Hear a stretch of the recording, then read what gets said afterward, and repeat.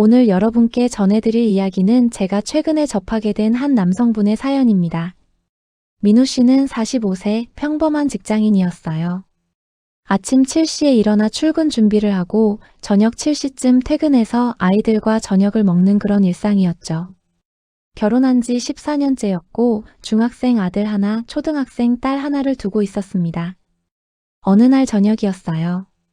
평소처럼 현관문을 열고 들어섰는데 집안이 이상하리만치 조용했어요. 아이들은 학원에 간 시간이었고 아내 수경 씨는 거실 소파에 앉아 핸드폰만 들여다보고 있었죠. 민우 씨가 다녀왔어라고 인사를 했지만 수경 씨는 고개도 들지 않았습니다. 응하는 짧은 대답만 들려왔어요. 민우 씨는 그날따라 이상한 기분이 들었다고 해요. 원래도 대화가 많은 부분은 아니었지만 뭔가 달랐던 거죠. 아내의 표정에서 느껴지는 냉랭함이 평소보다 더 차갑게 느껴졌어요. 그는 조용히 방으로 들어가 넥타이를 풀며 생각했습니다. 언제부터였을까 우리 사이가 이렇게 된 게. 사실 민우 씨는 성실한 남편이었어요. 외도를 한 적도 없고 술 마시고 늦게 들어오는 일도 거의 없었죠. 월급은 고스란히 생활비로 들어갔고 주말이면 아이들과 시간을 보냈습니다. 하지만 어느 순간부터 아내의 눈빛에서 따뜻함이 사라졌다는 걸 느끼고 있었어요. 그날 밤 잠들기 전 민우 씨는 천장을 바라보며 한참을 뒤척였습니다. 옆에 누워있는 아내는 이미 등을 돌린 채 잠든 것처럼 보였어요. 하지만 민우 씨는 알 수 있었죠. 수경 씨의 호흡이 잠든 사람의 것이 아니라는 걸요. 그녀도 깨어 있었지만 서로에게 말을 걸지 않는 그런 밤이었습니다. 다음 날 아침 민우 씨는 평소처럼 출근 준비를 했어요. 세면대 앞에 서서 면도를 하는데 거울 너머로 아내의 모습이 보였습니다. 수경 씨는 화장대 앞에 앉아 평소보다 조금 더 공들여 화장을 하고 있었어요. 아이라이너를 그리는 손놀림이 신중했고 립스틱도 평소 바르지 않던 진한 색이었죠. 오늘 약속 있어? 민우 씨가 물었습니다. 수경 씨는 거울 속 자신의 얼굴만 보며 대답했어요. 응, 대학 동창 모임. 대학 동창 모임. 요즘 들어 부쩍 자주 나오는 말이었습니다. 한 달에 한 번도 안 나가던 사람이 최근 2달 사이 벌써 4번째였어요. 민우 씨는 아무 말 없이 면도를 마치고 세면대를 닦았습니다. 출근길 지하철에서 민우 씨는 문득 아내의 핸드폰이 떠올랐어요. 예전에는 거실 테이블 위에 아무렇게나 두고 다녔는데 요즘은 항상 손에 들고 다니거나 가방 안에 넣어두더라는 거죠. 화장실 갈 때도 들고 가고 샤워할 때도 탈의실 선반 위에 올려두고요. 그리고 또 하나.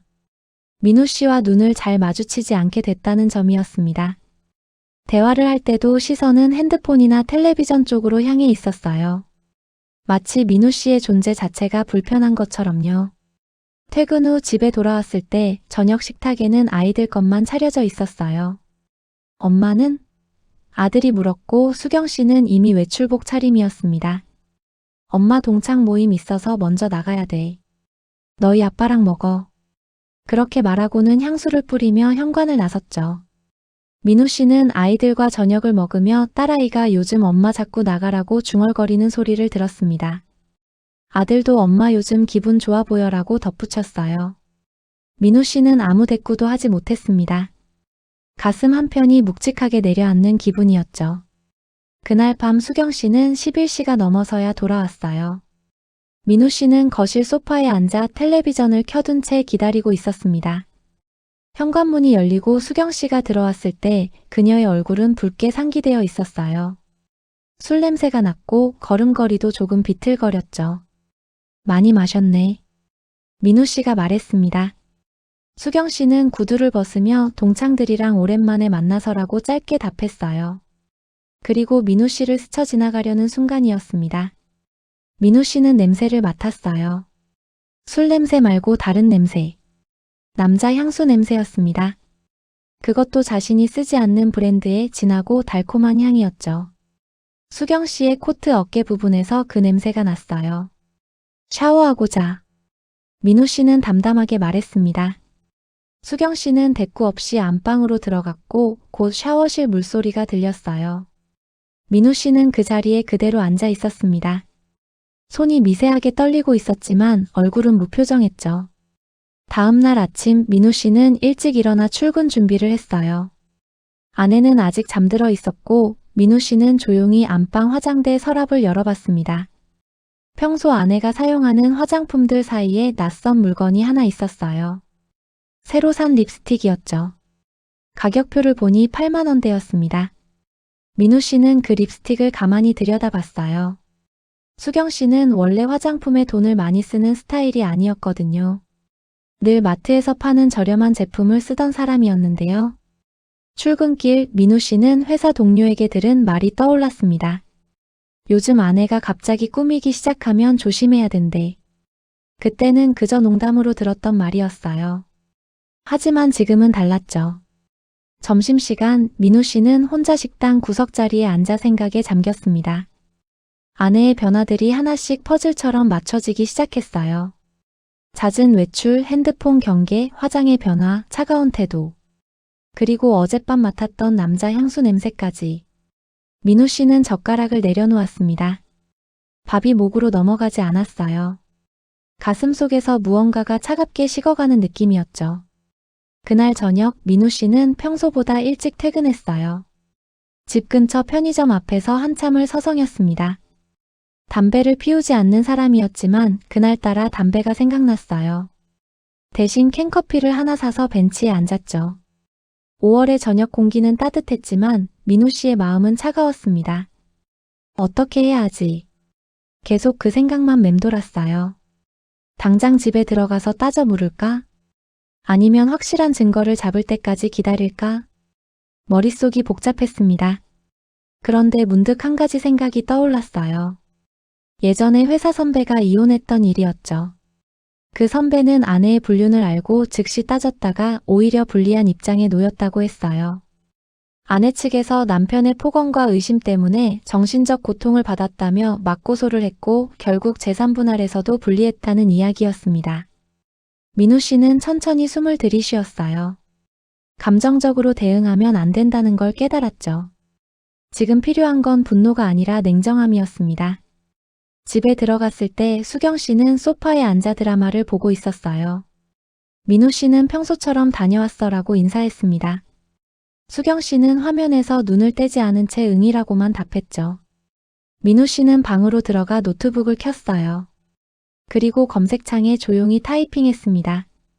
불륜 증거 수집 방법, 이혼 재산 분할 유리한 조건, 양육권 판단 기준. 하나씩 읽어 내려가며 민우 씨는 메모를 시작했어요. 그날 밤 민우 씨는 결심했습니다. 감정적으로 폭발하지 않기로요. 대신 철저하게 준비하기로 했어요. 증거를 모으고 기록을 남기고 법적으로 완벽하게 대응하기로 마음먹었죠. 옆에서 아내가 잠든 숨소리가 들려왔습니다. 민우 씨는 어둠 속에서 천장을 바라봤어요. 14년이라는 시간이 주마등처럼 스쳐 지나갔습니다. 첫 만남, 프러포즈, 결혼식, 아이들의 탄생. 행복했던 순간들도 분명 있었는데 지금은 그 모든 게 아득하게만 느껴졌어요. 민우 씨는 조용히 눈을 감았습니다. 내일부터 시작이었죠. 조용하지만 철저한 기록의 시작이요. 다음 날부터 민우 씨의 일상에 변화가 생겼어요. 겉으로는 평소와 똑같았습니다. 아침에 일어나 출근하고 저녁에 퇴근해서 아이들과 시간을 보내는 일상이었죠. 하지만 민우 씨는 이제 모든 걸 관찰하기 시작했어요. 아내의 말, 행동, 일정, 표정까지 하나하나 눈여겨봤습니다. 먼저 민우 씨는 작은 노트를 하나 샀어요. 회사 책상 서랍 깊숙이 넣어두고 매일 퇴근 전 그날의 일들을 기록했습니다. 5월 23일 수경 저녁 7시 외출, 11시 30분 귀가. 술 냄새 및 향수 냄새 확인. 이런 식으로요. 집에서도 조심스럽게 관찰했어요. 아내가 핸드폰을 볼 때 어떤 표정을 짓는지, 문자가 왔을 때 어떻게 반응하는지 지켜봤죠. 수경 씨는 문자 알림이 올 때마다 핸드폰을 재빨리 집어들었고 화면을 확인한 뒤에는 미소를 짓곤 했어요. 그리고 재빨리 답장을 보냈죠. 민우 씨에게는 한 번도 보여주지 않았던 그런 미소였습니다. 어느 날 저녁 수경 씨가 샤워를 하러 들어갔을 때였어요. 민우 씨는 거실 소파에 놓인 아내의 핸드폰을 봤습니다. 손을 뻗으면 닿을 거리에 있었어요. 하지만 민우 씨는 만지지 않았습니다. 불법적인 방법으로 얻은 증거는 법정에서 무효가 될 수 있다는 걸 알고 있었거든요. 대신 민우 씨는 다른 방법을 생각했어요. 통신사에 문의해서 통화 내역을 정식으로 확인하는 방법, 신용카드 사용 내역을 확인하는 방법, 그리고 합법적인 범위 내에서 증거를 확보하는 방법들이요. 주말이었습니다.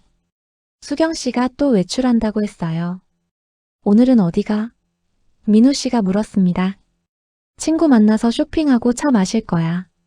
수경 씨는 가방을 메며 대답했죠. 평소보다 화장을 진하게 하고 새로 산 옷을 입고 있었어요. 몇 시쯤 와? 저녁 때쯤. 너무 늦으면 연락할게. 그렇게 말하고 현관문을 나선 수경 씨의 뒷모습을 바라보며 민우 씨는 조용히 핸드폰을 꺼냈습니다. 그리고 가계부 앱을 열었어요. 지난 2달간의 수경 씨 카드 사용 내역을 확인하기 시작했습니다. 화장품, 옷, 레스토랑, 카페. 평소보다 지출이 2배 가까이 늘어나 있었어요.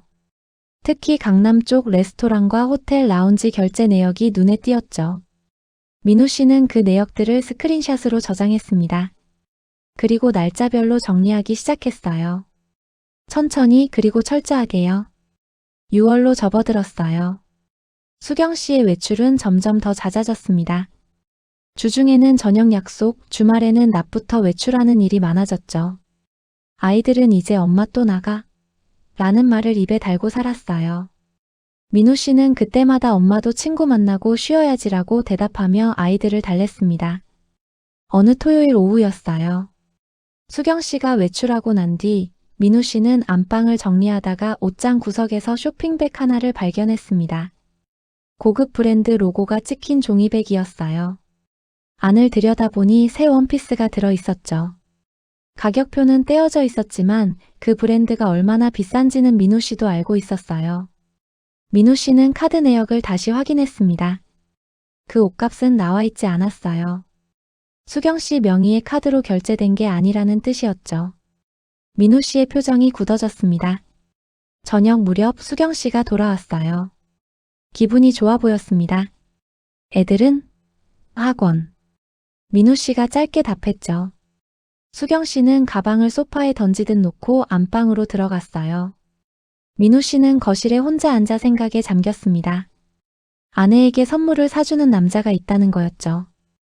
그리고 그 남자와 수경 씨는 자주 만나고 있고 아마도 친구 만난다는 핑계로 외출할 때마다 그 남자를 만나고 있을 거라는 생각이 들었어요. 며칠 뒤 민우 씨는 회사 점심시간을 이용해서 법률 상담소를 찾았습니다. 무료 상담이었어요. 변호사는 민우 씨의 이야기를 들으며 고개를 끄덕였습니다. 증거가 중요합니다. 불륜의 증거, 재산 형성 기여도, 양육 참여도 이 3가지를 확실하게 준비하세요. 변호사는 말했어요. 그리고 절대 감정적으로 대응하지 마세요. 폭언이나 폭력은 오히려 불리하게 작용합니다. 민우 씨는 고개를 끄덕이며 메모했습니다. 돌아오는 길에 민우 씨는 서점에 들렀어요. 그리고 이혼 관련 법률 서적 2권을 샀죠. 그날 밤부터 민우 씨는 퇴근 후 아이들을 재운 뒤 그 책들을 읽기 시작했습니다. 수경 씨는 옆에서 드라마를 보거나 핸드폰을 보며 웃고 있었어요. 민우 씨가 무엇을 읽고 있는지, 무슨 생각을 하고 있는지 전혀 관심이 없는 듯 했죠. 민우 씨는 조용히 책장을 넘겼습니다. 한 장 한 장 천천히요. 민우 씨가 그 남자의 존재를 확실히 알게 된 건 6월 중순이었어요. 아내 수경 씨의 대학 동창회 단체 카톡방 프로필 사진이 거실 탁자 위 수경 씨 핸드폰 화면에 잠깐 보였던 거죠. 민우 씨는 그중 한 남자의 얼굴을 기억해뒀습니다. 수경 씨가 유독 그 사람과 주고받는 메시지에서 웃음을 터뜨리는 걸 몇 번 봤거든요. 며칠 뒤 민우 씨는 인터넷 검색을 시작했어요. 수경 씨의 대학 학과 그리고 동창회 사진들을 뒤져봤습니다. SNS를 통해 몇몇 동창들의 프로필을 확인하다가 드디어 그 남자를 찾았어요. 이름은 강재혁. 45세, 무역업을 한다고 프로필에 나와 있었습니다. SNS에는 고급 레스토랑, 와인, 해외 출장 사진들이 가득했어요. 외제차 사진도 있었고 깔끔하게 차려입은 모습들이 올라와 있었죠. 민우 씨는 그 남자의 프로필을 찬찬히 살펴봤습니다. 결혼 여부는 나와 있지 않았어요.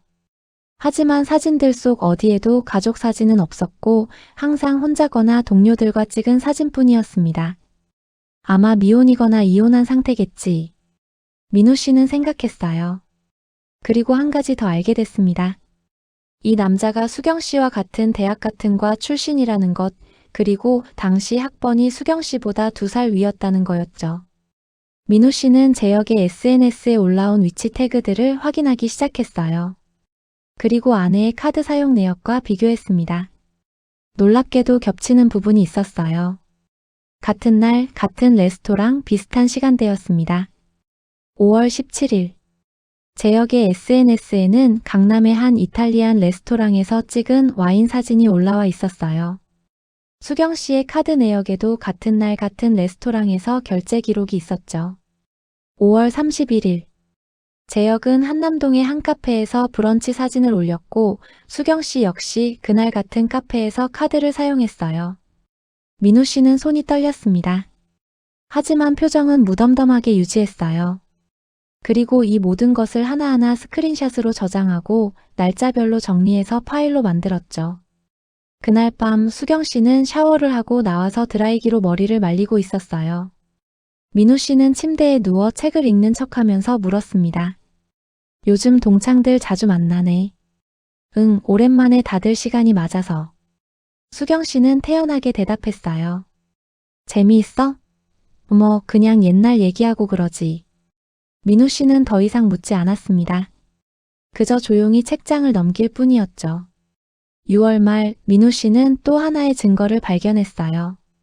주말 아침 수경 씨가 샤워를 하는 동안 민우 씨는 세탁물을 정리하고 있었습니다. 수경 씨의 코트 주머니에서 영수증 한 장이 나왔어요. 호텔 라운지 영수증이었죠. 날짜는 2주 전이었고 금액은 15만 원 정도였습니다. 카페라떼 2잔과 케이크가 적혀 있었어요. 민우 씨는 그 영수증을 사진으로 찍어뒀습니다. 그리고 카드 내역을 확인했죠. 수경 씨의 카드로 결제된 게 아니었어요. 누군가가 계산을 한 거였고 수경 씨는 그냥 영수증을 주머니에 넣어뒀던 거죠. 제역이 계산했겠지. 민우 씨는 생각했습니다. 그리고 그날이 언제였는지 기억을 더듬었어요. 아, 그날이었죠. 수경 씨가 친구들이랑 차 마시러 간다고 했던 날이었어요. 민우 씨의 가슴이 답답해졌습니다. 하지만 그는 감정을 숨겼어요. 대신 그 영수증을 비닐봉지에 넣어서 회사 사물함에 보관했죠. 며칠 뒤 민우 씨는 아이들 학교 상담이 있어서 일찍 퇴근했습니다. 중학생 아들의 담임 선생님과 상담하는 자리였어요. 요즘 준혁이가 조금 산만해 보여요. 집에 무슨 일 있나요? 선생님이 물었습니다. 민우 씨는 당황스러웠어요. 아니요, 특별한 일은 없는데요. 그런가요? 수업 시간에 자주 멍 때리고 친구들이랑도 잘 안 어울리더라고요. 혹시 부모님이 많이 바쁘신가요? 민우 씨는 아무 말도 할 수 없었습니다. 아이가 뭔가 느끼고 있는 걸까요? 집안 분위기가 아이에게까지 영향을 미치고 있는 걸까요? 집으로 돌아오는 길, 민우 씨는 편의점에 들러 아이들이 좋아하는 과자를 샀어요. 그리고 집에 들어가서 아들을 불렀습니다. 준혁아, 요즘 학교 생활 어때? 아들은 고개를 들지 않고 그냥이라고만 답했어요. 민우 씨는 아들의 어깨에 손을 얹었습니다. 힘든 거 있으면 아빠한테 얘기해. 아들은 잠깐 망설이더니 물었어요. 아빠, 엄마랑 사이 안 좋아? 민우 씨는 순간 말문이 막혔습니다. 아이가 눈치챈 거였죠. 아니야, 왜? 그냥 요즘 두 분이 말도 안 하시는 것 같아서. 아들의 목소리가 작았어요. 민우 씨는 아들을 안아줬습니다. 걱정하지 마. 아빠가 다 잘할게. 그렇게 말했지만 민우 씨 자신도 확신이 없었어요. 무엇을 어떻게 잘한다는 걸까요? 그날 밤 민우 씨는 노트를 꺼내 한 줄을 추가했습니다. 아이들이 가정 불화를 감지하고 있음. 빠른 결정 필요. 7월 첫째 주 딸아이 수빈이의 생일이었어요. 민우 씨는 일찍 퇴근해서 케이크를 사왔습니다. 수빈이가 좋아하는 딸기 케이크였죠. 아이들은 좋아했지만 수경 씨는 시큰둥한 표정이었어요. 생일인데 케이크만 사와? 외식이라도 하지. 미리 말해줬으면 예약했지. 민우 씨가 조용히 답했습니다. 수경 씨는 핸드폰만 보며 에이 됐어라고 말했죠. 생일 축하 노래를 부르는 동안 수빈이는 촛불을 끄며 소원을 빌었어요. 민우 씨는 딸아이가 무슨 소원을 빌었을까 궁금했습니다.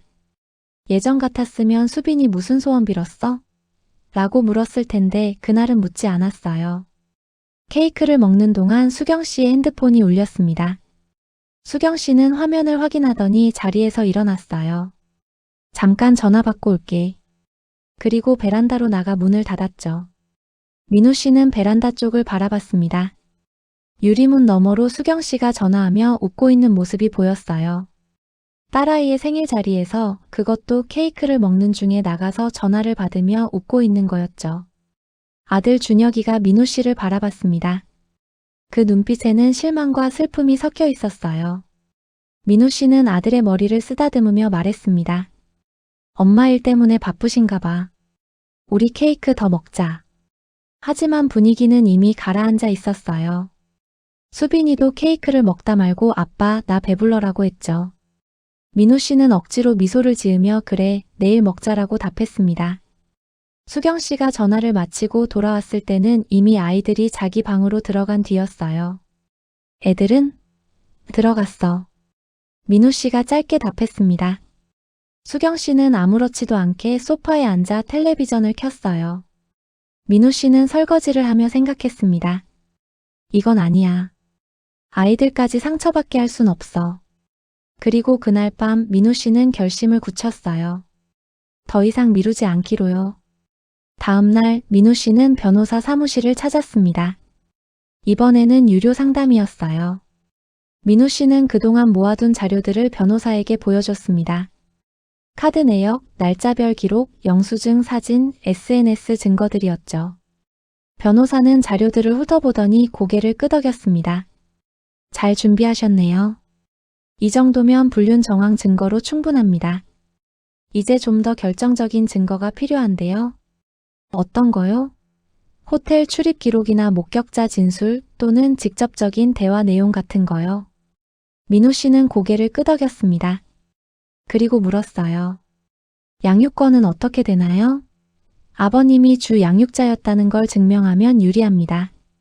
아이들 등하교, 학교 행사 참여, 병원 동행 같은 기록들이 도움이 됩니다. 민우 씨는 그제야 깨달았어요. 자신이 그동안 해온 모든 것들이 증거가 될 수 있다는 걸요. 7월 중순 민우 씨는 우연히 결정적인 대화를 듣게 됐어요. 토요일 오후였습니다. 민우 씨는 거실에서 낮잠을 자고 있었죠. 아니, 정확히는 눈을 감고 누워 있었어요. 수경 씨는 민우 씨가 잠든 줄 알고 베란다로 나가 전화를 걸었습니다. 베란다 문이 완전히 닫히지 않았고 수경 씨의 목소리가 희미하게 들려왔어요.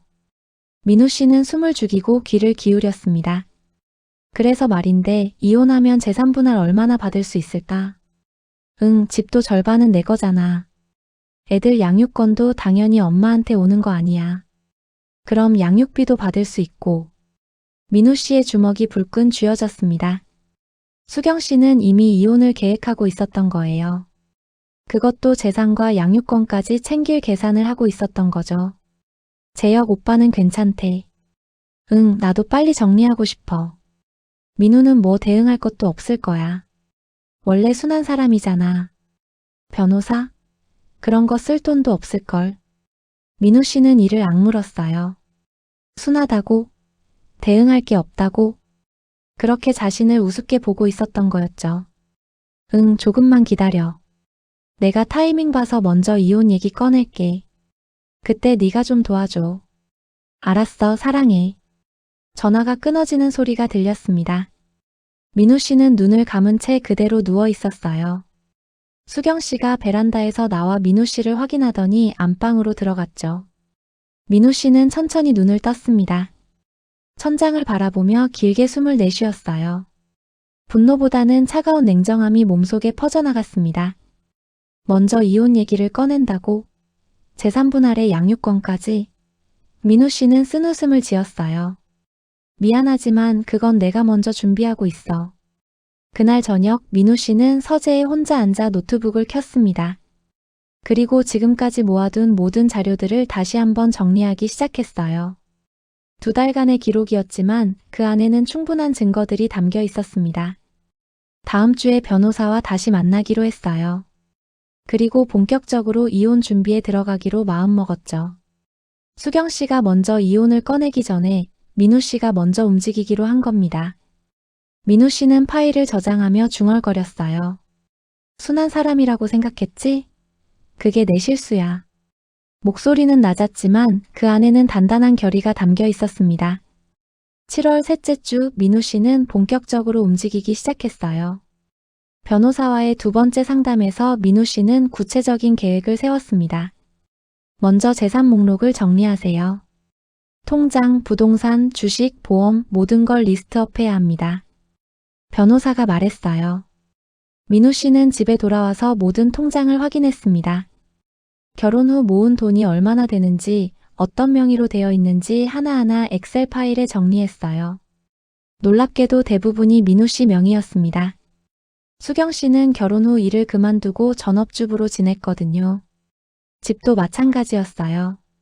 결혼할 때 민우 씨가 모아둔 돈으로 계약금을 냈고 대출도 민우 씨 이름으로 받았죠. 매달 대출 상환도 민우 씨 월급에서 나갔고요. 등기부등본을 확인하니 민우 씨 단독 명의로 되어 있었습니다. 하지만 재산 분할은 명의와 관계없이 결혼 생활 동안 형성된 건 공동재산으로 본다. 민우 씨는 법률 책에서 읽은 내용을 떠올렸어요. 그렇다면 내가 얼마나 기여했는지를 증명해야 해. 민우 씨는 14년간의 월급 명세서를 모두 찾아냈습니다. 회사 인사팀의 요청에서 재직 기간 동안의 급여 내역을 받았어요. 그리고 매달 얼마가 생활비로 나갔는지, 얼마를 저축했는지 하나하나 정리했죠. 다음은 육아 기록이었어요. 민우 씨는 아이들의 학교 알림장을 꺼냈습니다. 학부모 상담 날짜, 학예회 참석, 운동회 참가 기록들이 남아 있었어요. 놀랍게도 대부분 민우 씨 이름으로 서명되어 있었습니다. 아이들 병원 기록도 찾아봤어요. 예방접종, 감기진료, 치과치료 모두 민우 씨가 데리고 갔던 기록이었죠. 수경 씨는 몇 번 안 갔었어요. 민우 씨는 학교에 전화를 걸었습니다. 제가 아이들 아버지인데요. 그동안 학부모 상담이나 학교 행사에 참여한 기록을 확인하고 싶은데 가능할까요? 며칠 뒤 학교에서 공문이 날아왔어요. 지난 5년간의 기록이었는데 대부분 민우 씨가 참석한 것으로 나와 있었습니다. 또 하나, 민우 씨는 가사 분담에 대한 기록도 만들기 시작했어요. 매일 아침 아이들 도시락을 싸는 것도, 저녁 식사를 준비하는 것도, 주말에 장을 보러 가는 것도 대부분 민우 씨가 했던 일들이었죠. 영수증을 확인해 보니 마트 결제도 대부분 민우 씨 카드였어요. 수경 씨 카드는 화장품, 옷, 외식에만 쓰였고요. 민우 씨는 이 모든 걸 하나의 파일로 정리했습니다.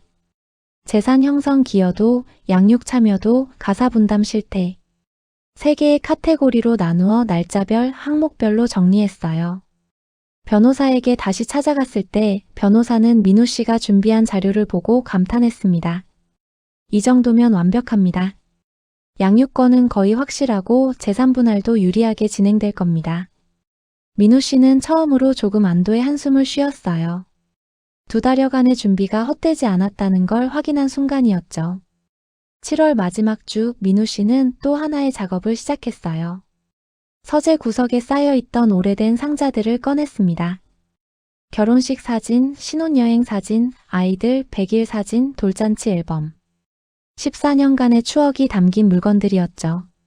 민우 씨는 하나하나 펼쳐보기 시작했어요. 결혼식 사진 속 수경 씨는 웃고 있었습니다. 민우 씨를 바라보는 눈빛이 따뜻했어요. 저 때는 진심이었을까? 민우 씨는 생각했습니다. 아니면 그때부터 이미 첫째 아들 준혁이가 태어났을 때 사진도 있었어요. 수경 씨가 아기를 안고 있는 모습이었죠. 그 옆에 민우 씨가 서서 2사람을 바라보며 웃고 있었습니다. 행복해 보였어요. 정말로요. 민우 씨는 사진을 천천히 넘기며 언제부터 달라진 건지 생각해 봤습니다. 처음부터는 아니었어요. 분명 좋았던 시절이 있었죠. 아이들이 어렸을 때, 가족 여행을 갔을 때, 크리스마스에 함께 트리를 장식했을 때. 하지만 언제부턴가 수경 씨의 얼굴에서 미소가 사라지기 시작했어요. 5년 전쯤? 아니, 아마 3년 전쯤이었을 거예요. 딸 수빈이가 초등학교에 입학하고 나서부터였던 것 같습니다. 그때 수경 씨는 말했었죠. 애들도 이제 컸는데 나도 뭔가 하고 싶어. 민우 씨는 당연히 찬성했어요. 그래, 네가 하고 싶은 거 해. 하지만 수경 씨는 결국 아무것도 시작하지 않았습니다. 대신 동창 모임에 나가기 시작했어요. 처음에는 가끔씩이었는데 점점 자주 나가더니 이제는 일주일에 한두 번씩 외출하게 된 거죠. 민우 씨는 앨범을 덮었습니다. 더 이상 보고 싶지 않았어요. 과거에 행복했던 순간들이 지금은 오히려 고통스러웠으니까요. 대신 민우 씨는 다른 기록들을 찾기 시작했습니다. 아이들 성장 일기였어요. 민우 씨는 아이들이 태어났을 때부터 틈틈이 일기를 썼거든요. 오늘 아이가 뭘 했는지, 무슨 말을 했는지, 어떤 표정을 지었는지. 일기를 읽다 보니 눈물이 났어요. 아이들이 아빠라고 처음 말했을 때, 첫 걸음마를 뗐을 때, 유치원에 첫 등원했을 때. 모두 민우 씨와 함께한 순간들이었습니다. 수경 씨에 대한 기록도 있었어요. 오늘 수경이가 아이열이 난다고 병원에 가자고 했다. 나는 회사에서 급하게 나와서 병원에 갔다. 수경이는 친구 만나기로 한 약속이 있다며 먼저 나갔다. 3년 전 기록이었습니다. 민우 씨는 그제야 깨달았어요. 수경 씨는 이미 오래전부터 이 가정에서 멀어지고 있었다는 걸요. 그리고 자신은 그걸 느끼면서도 애써 외면하고 있었다는 걸요. 그날 밤 민우 씨는 14년간의 일기를 모두 스캔해서 파일로 만들었습니다. 이것도 증거가 될 수 있었으니까요. 자신이 얼마나 성실하게 가정을 지켜왔는지를 보여주는 기록이었으니까요. 8월 첫째 주 민우 씨는 변호사 사무실에서 마지막 점검을 했어요. 이제 준비는 다 됐습니다. 변호사가 말했어요. 불륜 정황 증거, 재산 형성 기여도, 양육 참여 기록 모두 충분합니다. 이혼 소송을 시작하셔도 됩니다. 민우 씨는 고개를 끄덕였습니다. 그런데 한 가지만 더 확인하고 싶어요. 상대방도 변호사를 선임할 텐데 그럼 어떻게 되나요? 그렇죠. 부인 측에서도 당연히 변호사를 선임할 겁니다. 하지만 객관적인 증거 앞에서는 변호사가 있든 없든 결과는 비슷합니다. 변호사가 차분하게 설명했어요. 위자료는 얼마 정도 청구할 수 있을까요? 민우 씨가 물었습니다. 불륜의 경우 보통 3천만 원에서 5천만 원 사이입니다. 배우자와 상간자 모두에게 청구할 수 있고요. 민우 씨는 잠시 생각에 잠겼어요. 상간자. 강제역이었죠. 상간자에게도 청구하려면 결정적인 증거가 필요한가요? 네, 둘의 관계를 입증할 수 있는 증거가 필요합니다. 지금 가지고 계신 정황 증거도 있지만 추가로 목격 진술이나 호텔 출입 기록 같은 게 있으면 더 확실합니다. 민우 씨는 고민했어요. 탐정을 쓸까? 하지만 그건 비용이 많이 들었죠. 그리고 시간도 걸릴 것 같았고요. 일단 지금 있는 증거로도 충분히 승소 가능합니다. 상간자 청구는 나중에 추가로 진행하셔도 됩니다. 변호사가 조언했어요. 민우 씨는 결심했습니다. 알겠습니다. 그럼 소송 준비 시작하겠습니다. 서류 작성은 어떻게 하나요? 변호사가 서류 뭉치를 꺼냈어요. 이혼 소장과 재산 분할, 양육권, 위자료 청구가 모두 포함된 서류입니다. 여기 서명하시고 추가로 필요한 서류들 체크해 드릴게요. 민우 씨는 하나하나 읽어 내려갔습니다. 원고 민우는 피고 수경의 부정행위로 인해 혼인관계가 파탄에 이르렀으므로 이혼을 청구한다. 서류 속 문장들이 현실처럼 느껴졌어요. 재산 분할은 어떻게 되나요? 원칙적으로는 반반입니다. 하지만 원고께서 주 소득자였고 재산 형성에 주로 기여하셨으니 64 정도로 유리하게 받으실 수 있습니다. 양육권은요? 아버님께서 주 양육자셨다는 증거가 충분하고 어머니 측의 불륜 사실이 있으니 거의 확실하게 아버님께 올 겁니다. 양육비도 받으실 수 있고요. 민우 씨는 깊게 숨을 들이쉬었어요. 이제 정말 시작이구나. 14년간의 결혼 생활이 끝나는구나. 하지만 뒤돌아볼 시간은 없었습니다. 그럼 일주일 내로 서류 제출하겠습니다. 민우 씨가 말했어요. 변호사는 고개를 끄덕이며 잘 결정하셨습니다. 라고 답했죠. 사무실을 나오는 민우 씨의 발걸음은 무거웠지만 표정은 단호했습니다. 8월 둘째 주 민우 씨는 타이밍을 재고 있었어요. 수경 씨는 요즘 더욱 대놓고 외출을 했습니다. 오늘 저녁 약속 있어라고 말하고는 밤 늦게 돌아왔죠. 민우 씨는 아무 말 없이 지켜봤어요. 수경 씨는 민우 씨가 아무것도 모른다고, 아니 알아도 아무것도 못할 거라고 생각하는 것 같았습니다. 어느 금요일 밤이었어요. 수경 씨가 또 외출했고 민우 씨는 아이들과 저녁을 먹었습니다.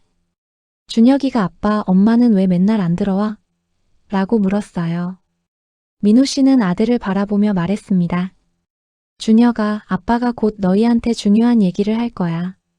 조금만 기다려줄래? 준혁이는 고개를 끄덕였지만 표정은 불안해 보였어요.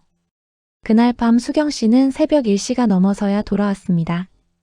민우 씨는 거실에서 기다리고 있었어요. 이렇게 늦을 줄 알았으면 연락이라도 하지. 민우 씨가 말했습니다. 수경 씨는 짜증스러운 표정으로 왜 이래? 친구들이랑 있다가 늦었다고 했잖아 라고 답했어요. 민우 씨는 더 이상 말하지 않았습니다. 이제 곧 모든 게 드러날 테니까요. 주말 민우 씨는 아이들을 데리고 외할머니 댁에 보냈어요. 할머니가 보고 싶다셨대. 주말 동안 다녀와. 아이들은 좋아했습니다. 수경 씨는 관심도 없었어요. 아이들을 보낸 그날 저녁 집에는 민우 씨와 수경 씨만 남았습니다. 수경 씨는 안방에서 핸드폰을 보고 있었고 민우 씨는 서재에서 마지막 서류 정리를 하고 있었어요. 변호사에게 문자가 왔습니다. 월요일 오전에 법원 접수 가능합니다. 확정하시겠습니까? 민우 씨는 답장을 보냈어요. 네, 진행하겠습니다. 그리고 한 가지를 더 준비했습니다. 수경 씨와 재혁의 통화 내용을 녹음할 수 있는 기회를 만들기로 한 거예요.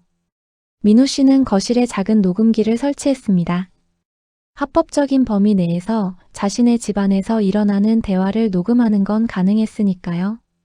다음 날 오후 예상대로 수경 씨가 전화를 걸었습니다. 민우 씨는 일부러 잠든 척하고 소파에 누워 있었어요. 수경 씨는 베란다로 나가지 않고 거실에서 통화하기 시작했죠. 응, 민우는 자고 있어. 애들도 외할머니 집에 갔고. 그래, 내일 저녁에 만나. 나도 기다려줬어. 조만간 정리할 거야, 걱정 마. 녹음기는 모든 걸 담고 있었습니다. 민우 씨는 눈을 감은 채 듣고 있었어요. 더 이상 아프지도 않았습니다. 그저 차갑게 식어갈 뿐이었죠. 통화가 끝나고 수경 씨는 안방으로 들어갔어요. 민우 씨는 녹음기를 회수해서 파일로 저장했습니다. 이제 모든 준비가 끝났어요. 월요일 아침 변호사 사무실로 향하는 민우 씨의 표정은 담담했습니다. 드디어 그날이 온 거예요. 월요일 오전 민우 씨는 회사에 반차를 냈어요. 개인 사정이 있어서요라고 말하고는 법원으로 향했습니다. 변호사 사무실에서 만나 함께 가족법원으로 갔죠. 긴장되시죠? 변호사가 물었어요. 민우 씨는 고개를 저었습니다. 아니요, 오히려 후련해요. 이제 끝이 보이니까요. 변호사는 빙그레 웃으며 잘 견디셨습니다. 라고 말했죠. 법원 접수창구에서 서류를 제출했습니다. 이혼 및 재산 분할, 양육권, 위자료 청구 소장. 두꺼운 서류 뭉치였어요. 그 안에는 민우 씨가 2달여간 모은 모든 증거가 담겨 있었죠. 피고에게 소장이 송달되기까지 약 일주일 정도 걸립니다. 직원이 설명했어요. 송달 확인되면 첫 재판 기일이 잡힐 겁니다. 민우 씨는 고개를 끄덕이고 법원을 나섰습니다. 햇살이 눈부셨어요. 8월의 여름 하늘은 청명했죠. 민우 씨는 잠시 하늘을 올려다봤습니다. 이제 시작이구나.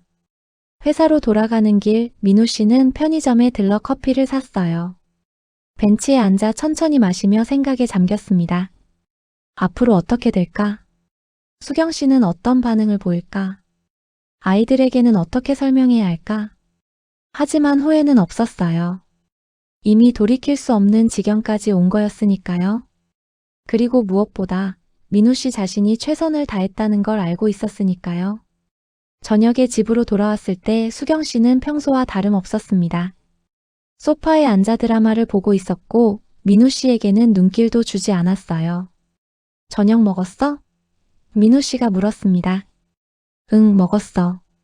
수경 씨가 짧게 답했죠. 민우 씨는 부엌으로 가서 혼자 간단하게 라면을 끓여 먹었어요. 식탁에 혼자 앉아 라면을 먹으며 민우 씨는 생각했습니다.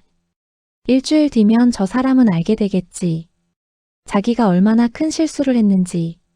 주중 내내 민우 씨는 평소처럼 생활했어요. 출근하고 퇴근하고 아이들과 저녁을 먹고 숙제를 봐주는 일상이었죠. 수경 씨는 여전히 외출이 잦았고 집에 있을 때도 민우 씨와는 거의 대화하지 않았어요. 금요일 저녁 수경 씨가 또 약속이 있다며 외출했습니다. 민우 씨는 아이들과 영화를 봤어요. 오랜만에 아이들과 함께 웃으며 시간을 보냈죠. 준혁이가 아빠 요즘 기분 좋아 보여라고 말했어요. 민우 씨는 아들의 머리를 쓰다듬으며 응, 아빠 괜찮아라고 답했습니다. 그날 밤 잠들기 전 민우 씨는 달력을 봤어요. 월요일에 소장을 제출했으니 이번 주 말쯤 수경 씨에게 송달될 거였죠. 그러면 모든 게 시작될 거예요. 민우 씨는 조용히 눈을 감았습니다. 폭풍 전의 고요함이었죠. 그리고 민우 씨는 준비되어 있었어요. 다음 주 목요일 오후였어요. 민우 씨는 회사에서 일하고 있을 때 변호사에게서 연락이 왔습니다. 소장이 송달됐습니다. 부인께서 받으셨을 거예요. 민우 씨의 심장이 빠르게 뛰기 시작했어요. 드디어구나. 하지만 겉으로는 침착함을 유지했죠. 알겠습니다. 감사합니다. 그날 저녁 민우 씨는 평소보다 조금 일찍 퇴근했어요. 집으로 가는 길이 묘하게 느껴졌습니다. 떨리는 건지 설레는 건지 알 수 없었어요. 현관문을 열고 들어서는 순간이었습니다. 거실에 수경 씨가 서 있었어요. 손에는 서류 봉투를 쥐고 있었고 얼굴은 창백했습니다. 이게 뭐야? 수경 씨가 소리쳤어요. 민우 씨는 천천히 구두를 벗으며 대답했습니다. 보면 알잖아. 이혼 소송이야. 미쳤어? 갑자기 이게 무슨 짓이야? 수경 씨의 목소리가 떨렸어요. 분노인지 당황인지 모를 감정이 섞여 있었죠. 민우 씨는 거실로 들어가 소파에 앉았습니다.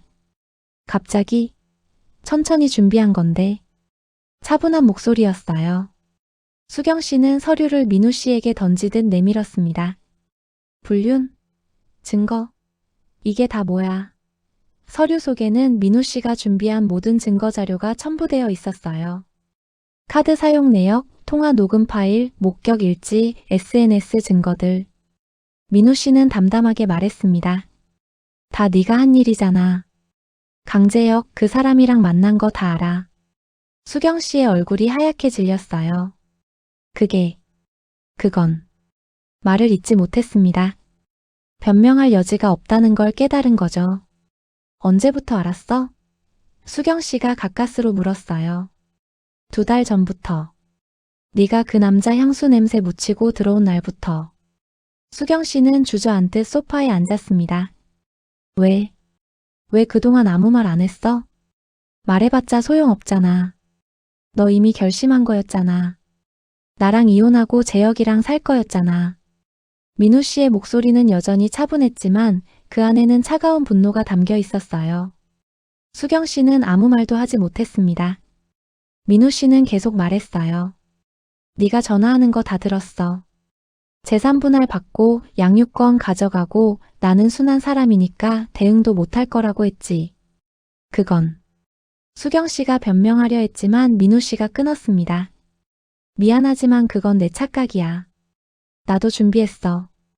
완벽하게. 수경 씨는 서류를 다시 펼쳐봤어요. 재산분할 청구, 양육권 청구, 위자료 5천만 원 청구. 그리고 상간자 강재혁에 대한 손해배상 청구까지 포함되어 있었죠. 이건 너무해. 수경 씨의 목소리가 떨렸어요. 민우 씨는 쓴웃음을 지었습니다. 너무한 건 너야. 14년을 함께 산 사람한테 이럴 수 있어? 그 순간 수경 씨가 울음을 터뜨렸습니다. 하지만 민우 씨는 더 이상 흔들리지 않았어요. 그날 밤은 긴 밤이었어요. 수경 씨는 안방에 틀어박혀 나오지 않았습니다. 민우 씨는 서재에서 노트북을 켜고 업무를 보는 척했지만 사실 집중이 되지 않았어요. 귀를 기울이면 안방에서 통화하는 소리가 들렸습니다.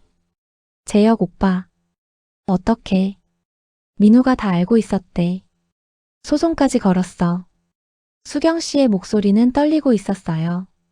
그 너머로 재혁의 목소리는 들리지 않았지만 수경 씨의 반응으로 짐작할 수 있었죠. 응. 알았어. 내일 만나자. 변호사 알아봐야겠지. 다음 날 아침 수경 씨는 일찍 외출했어요. 화장기 없는 얼굴이었고 눈은 부어 있었습니다. 민우 씨는 아이들에게 아침을 차려주며 엄마 어디 가셨어? 라는 질문에 볼일 있으신가 봐라고만 답했어요. 수경 씨는 강재혁을 만났습니다. 강남의 한 카페에서였죠. 재혁은 평소와 달리 심각한 표정이었어요. 상황이 안 좋아. 재혁이 먼저 말을 꺼냈습니다. 나한테까지 손해배상 청구를 했어. 위자료 명목으로 5천만 원. 수경 씨는 놀랐어요. 그게 가능해? 가능하지. 배우자 있는 사람이랑 불륜 관계를 맺으면 상간자 책임을 물을 수 있어. 재혁의 얼굴이 어두워졌습니다. 그리고 이게 법정까지 가면 내 사업에도 타격이 와. 거래처들이 알게 되면. 수경 씨는 그제야 심각성을 깨달았어요. 그럼 어떡해? 일단 변호사를 선임해야지. 너도 따로 변호사 구해. 하지만 수경 씨에게는 문제가 있었습니다. 돈이 없었던 거예요. 전업주부로 지내면서 자신 명의의 재산은 거의 없었죠. 통장에 있는 돈도 얼마 되지 않았고요. 변호사 비용은 어떻게 해? 수경 씨가 물었어요. 재혁은 잠시 침묵하더니 말했습니다. 일단 네가 알아봐. 나도 내 변호사 선임해야 하니까. 수경 씨는 당황했어요. 재혁이 도와줄 거라고 생각했거든요. 오빠가 좀. 수경아, 나도 상황이 어려워. 이해해줘. 그 순간 수경 씨는 느꼈습니다. 재혁이 자신에게서 거리를 두려 한다는 걸요. 문제가 생기자 빠져나가려 한다는 걸요. 집으로 돌아오는 길 수경 씨는 멍하니 걸었어요. 어떻게 이렇게 됐을까? 분명 자신이 주도권을 쥐고 있다고 생각했는데 어느새 모든 게 뒤바뀌어 있었던 거죠. 민우 씨는 이미 모든 걸 준비하고 있었고 자신은 아무것도 준비되지 않았어요. 변호사 비용도 없고 재혁의 도움도 기대할 수 없고 무엇보다 증거가 다 상대편에 있었죠. 저녁에 집에 돌아왔을 때 민우 씨는 아이들과 저녁을 먹고 있었습니다. 평화로운 풍경이었어요. 수경 씨는 문득 깨달았습니다. 자신이 지켜야 했던 건 바로 이거였다는 걸요. 다음 주 수경 씨는 무료 법률 상담소를 찾아갔어요. 변호사는 민우 씨가 제출한 서류를 보더니 고개를 저었습니다. 이건 힘들겠는데요. 증거가 너무 명확합니다. 그래도 방법이 있잖아요. 수경 씨가 다급하게 말했어요. 제 입장도 이해해 주시면. 부인 법은 감정으로 판단하지 않습니다. 객관적인 증거로 판단하죠. 변호사는 차분하게 설명했어요. 여기 보세요. 통화 녹음, 카드 사용 내역, 목격 일지, 심지어 14년간의 육아 일기까지 있습니다. 수경 씨는 서류를 다시 펼쳐봤어요.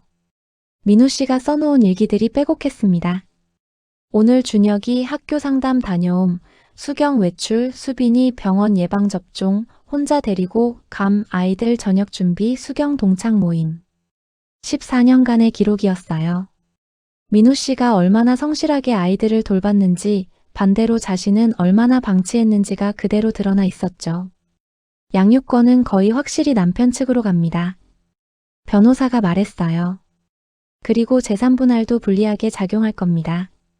남편 측이 주 소득자였고 부인은 불륜 사실이 인정되니까요.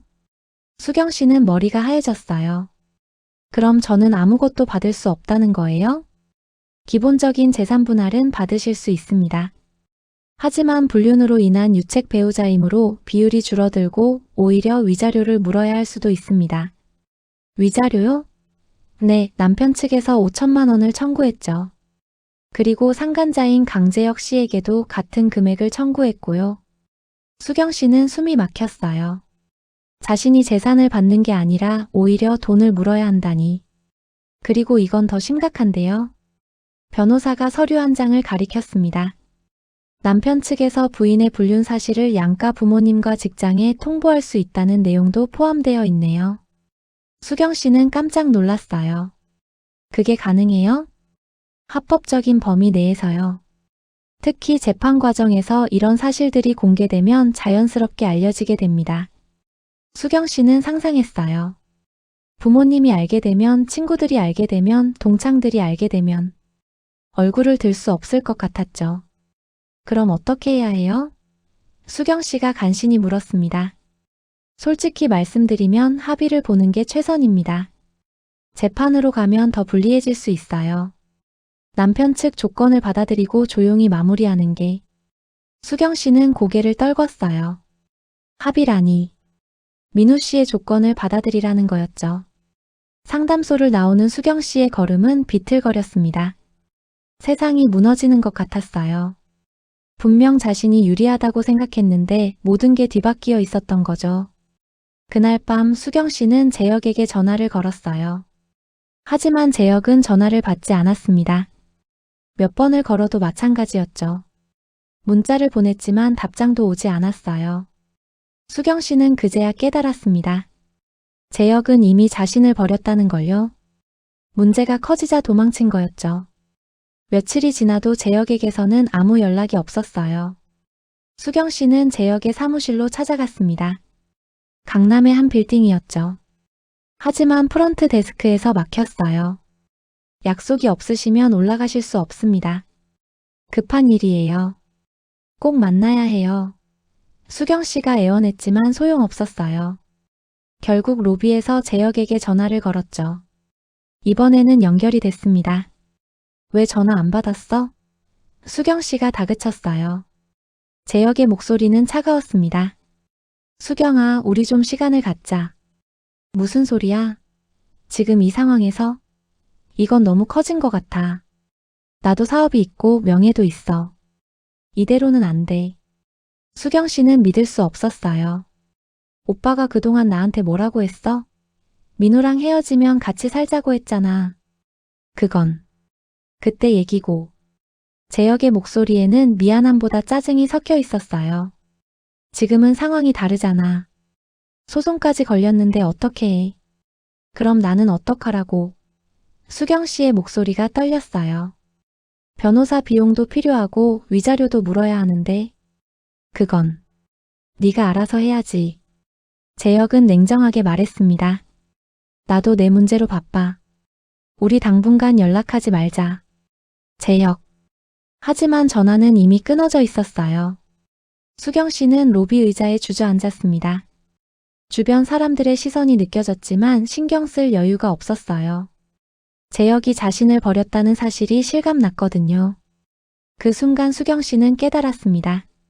재혁은 처음부터 진심이 아니었다는 걸요. 그냥 귀여운 여자와의 가벼운 만남 정도로 생각했던 거죠. 문제가 생기자 바로 손을 뗀 걸 보면 알 수 있었어요. 집으로 돌아오는 길 수경 씨는 자신의 인생이 어떻게 이렇게 됐는지 생각했습니다. 분명 재혁과의 만남이 설레고 행복했는데 그게 이렇게 큰 대가를 치르게 될 줄은 몰랐어요. 저녁에 집에 들어갔을 때 민우 씨는 아이들과 저녁을 먹고 있었습니다. 준혁이와 수빈이가 웃으며 대화하는 모습이 보였어요. 그 모습을 보는 수경 씨의 가슴이 아팠습니다. 자신이 버린 게 뭐였는지 이제야 보이는 것 같았어요. 성실한 남편, 사랑스러운 아이들, 평범하지만 따뜻했던 가정. 그 모든 걸 재혁이라는 환상 때문에 버렸던 거죠. 그날 밤 수경 씨는 혼자 안방에 앉아 울었습니다. 하지만 눈물로는 아무것도 되돌릴 수 없었어요. 이미 엎질러진 물이었으니까요. 다음 날 아침 변호사 사무실에서 연락이 왔습니다. 계속 오후 1100야. 첫 재판 기일이 잡혔다는 내용이었어요. 한 달 뒤였죠. 수경 씨는 그 문자를 보며 한숨을 쉬었습니다. 이제 정말 돌이킬 수 없는 거구나. 재판 준비 기간 동안 수경 씨는 악몽 같은 시간을 보냈어요. 우선 변호사를 구해야 했는데 비용 문제가 컸습니다. 국선 변호사를 신청했지만 이혼 소송에는 적용되지 않는다는 답변을 받았어요. 결국 저렴한 변호사를 찾아 상담을 했죠. 하지만 어떤 변호사를 만나도 반응은 비슷했어요. 승산이 없어 보이는데요. 증거가 너무 명확합니다. 합의를 권합니다. 수경 씨는 부모님께 도움을 청할까 고민했어요. 하지만 용기가 나지 않았습니다. 불륜 사실을 알게 되면 부모님이 얼마나 실망하실까. 차라리 혼자 감당하는 게 나을 것 같았죠. 그러던 어느 날 수경 씨의 어머니에게서 전화가 왔습니다. 수경아, 너 요즘 민우랑 사이 안 좋니? 왜요? 수경 씨가 놀라 물었어요. 민우 어머니한테 들었는데 민우가 요즘 힘들어 보인대. 무슨 일 있어? 수경 씨는 아무 말도 할 수 없었습니다. 아니에요, 괜찮아요. 정말? 혹시 무슨 문제 있으면 얘기해. 부부 싸움은 칼로 물 베기라고. 전화를 끊고 수경 씨는 한숨을 쉬었어요. 곧 모든 게 알려질 텐데 그때는 뭐라고 말해야 할까? 그 무렵 민우 씨는 차분하게 재판을 준비하고 있었어요. 변호사와 정기적으로 만나며 전략을 짜고 추가 증거를 보완하고 증인도 섭외했죠. 회사 동료 한 명이 증인으로 나서기로 했어요. 민우 형, 제가 형이 얼마나 가족을 위해 노력했는지 알아요. 도와드릴게요. 학교 선생님도 증인 명단에 올랐습니다. 아버님이 항상 학교 행사에 참석하시고 아이들을 세심하게 돌보셨죠. 기꺼이 증언하겠습니다. 반면 수경 씨는 증인을 찾을 수가 없었어요. 동창들에게 부탁할 수도 없었고 재혁은 연락도 안 되고 친구들에게는 차마 사실을 말할 수 없었죠. 재판 일주일 전 수경 씨는 민우 씨를 따로 불렀습니다. 민우야, 우리 얘기 좀 하자. 민우 씨는 담담한 표정으로 거실에 앉았어요. 무슨 얘기? 이혼은 어쩔 수 없는 것 같아. 수경 씨가 말을 꺼냈습니다. 하지만 조건을 좀 조정할 수 없을까? 위자료도 너무 높고 양육권도. 민우 씨는 고개를 저었어요. 안 돼. 이미 제출한 조건이고 나는 한치도 양보할 생각 없어. 민우야, 제발. 수경 씨가 애원했지만 민우 씨는 단호했습니다. 너도 나한테 한치도 배려하지 않았잖아. 14년 동안 성실하게 가정을 지킨 나한테 이럴 수 있었잖아. 수경 씨는 아무 말도 할 수 없었어요. 민우 씨의 말이 맞았으니까요. 재판에서 보자. 그때 판사님이 판단하실 거야. 민우 씨는 그렇게 말하고 자리에서 일어났습니다. 수경 씨는 그대로 주저앉아 울었어요. 모든 계획이 무너졌습니다. 재혁과의 미래도 재산 분할도 양육권도 아무것도 손에 쥘 수 없게 됐죠. 오히려 큰 대가를 치러야 하는 상황이 됐어요. 드디어 재판날이 왔어요. 9월의 아침은 선선했습니다. 민우 씨는 정장을 말끔하게 차려입고 법원으로 향했어요. 변호사가 앞서가고 민우 씨가 뒤따랐죠. 표정은 침착했지만 가슴은 두근거렸습니다. 법정 앞 복도에서 수경 씨를 마주쳤어요. 수경 씨는 초라한 모습이었습니다. 옆에 선 변호사도 젊고 경험 없어 보였어요. 눈이 마주쳤지만 서로 아무 말도 하지 않았습니다. 법정 문이 열렸고 모두가 안으로 들어갔어요. 판사님이 자리에 앉으시고 재판이 시작됐습니다. 이혼 및 재산 분할, 양육권, 위자료 청구 사건입니다. 판사님이 서류를 보며 말씀하셨어요. 원고 측 변호사 주장하십시오. 민우 씨의 변호사가 일어섰습니다. 원고는 피고의 불륜으로 인해 혼인관계가 파탄에 이르렀으며 이에 대한 명백한 증거를 제시하고자 합니다. 변호사는 준비한 자료들을 차례로 제출했어요. 카드 사용 내역, 통화 녹음, 목격 일지, SNS 증거. 하나씩 설명하며 수경 씨의 불륜을 입증했죠. 판사님은 자료들을 꼼꼼히 살피셨어요. 피고 측 반박하시겠습니까? 수경 씨의 변호사가 일어섰지만 힘이 없었어요. 피고는 일시적인 감정의 실수였으며 가정을 지키려는 의지가 있습니다. 증거는 있습니까? 판사님이 물으셨어요. 그게 특별한 증거는? 판사님은 고개를 끄덕이시고는 다음 안건으로 넘어갔습니다. 양육권 문제를 다루겠습니다. 원고 측 주장하십시오. 민우 씨의 변호사가 다시 일어섰어요. 원고는 14년간 주 양육자로서 아이들을 돌봐왔습니다. 증거를 제시하겠습니다. 14년간의 육아 일기, 학교 상담 기록, 병원 진료 기록, 학부모 참여 기록. 엄청난 양의 서류가 제출됐어요. 판사님은 놀라는 표정으로 서류들을 보셨습니다. 이 모든 게 원고께서 기록하신 겁니까? 네, 그렇습니다. 민우 씨는 증인석에 섰어요. 그리고 차분하게 증언했습니다. 저는 매일 아이들과 아침을 먹고 학교에 데려다주고 저녁을 함께 먹었습니다. 숙제를 도와주고 아플 때 병원에 데려갔고 학교 행사에 빠짐없이 참석했습니다. 피고는 어떠했습니까? 판사님이 물으셨어요. 민우 씨는 잠시 망설이다 대답했습니다. 처음에는 함께 돌봤습니다. 하지만 점점 외출이 잦아졌고 최근 2년간은 거의 육아에 참여하지 않았습니다. 증인으로 나온 학교 선생님도 같은 내용을 증언했어요. 아버님은 항상 아이들에게 관심이 많으셨습니다. 반면 어머님은 거의 뵙지 못했습니다. 수경 씨는 고개를 숙이고 있었어요. 변호사도 아무 반박을 하지 못했죠. 재산분할 문제로 넘어가겠습니다. 판사님이 말씀하셨어요. 민우 씨의 변호사가 다시 자료를 제출했습니다. 원고는 결혼 기간 동안 주 소득자였으며 모든 재산 형성에 기여했습니다. 증거를 제시하겠습니다. 14년간의 월급 명세서, 통장 거래 내역, 대출 상황 기록, 저축 기록. 모든 게 명확하게 정리되어 있었어요. 판사님은 서류를 보시며 고개를 끄덕이셨습니다. 충분히 입증됐습니다. 재판은 3시간 넘게 이어졌어요. 그리고 마침내 판사님이 말씀하셨습니다. 오늘 심리는 여기까지 하겠습니다. 다음 기일에 판결을 선고하겠습니다. 재판이 끝나고 복도로 나왔을 때 민우 씨는 깊게 숨을 내쉬었어요. 변호사가 어깨를 두드리며 말했습니다. 잘하셨어요. 판사님도 원고 측에 우호적이신 것 같았어요. 민우 씨는 고개를 끄덕였지만 마음 한편은 복잡했습니다.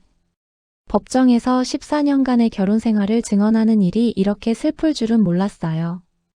행복했던 기억들도 있었는데 그 모든 게 서류와 증거로 정리되어 버렸죠. 법원을 나서려는데 뒤에서 목소리가 들렸어요. 민우야. 수경 씨였습니다. 민우 씨는 돌아봤어요.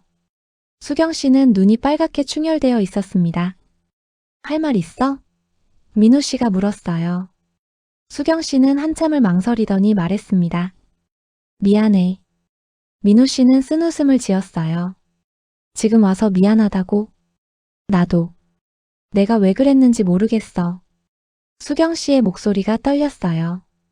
재혁이가 관심을 보여줘서 나를 특별하게 대해줘서. 그게 좋았어. 너는 늘 성실하고 착했지만 그게 당연하게 느껴졌나 봐.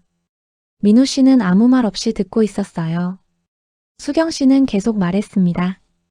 결혼하고 애 낳고 집안일만 하다 보니까 내가 사라지는 것 같았어. 나도 누군가에게 특별한 존재가 되고 싶었어. 그래서 가정을 버린 거야? 민우 씨가 조용히 물었어요. 나도 힘들었어. 매일 회사 다니고 집에 와서 육아하고 집안일 돕고. 그래도 우리 가족이니까 견뎠어. 근데 너는 그냥 도망친 거잖아. 수경 씨는 고개를 숙였어요. 미안해. 정말 미안해. 미안하다고 다 되는 게 아니야.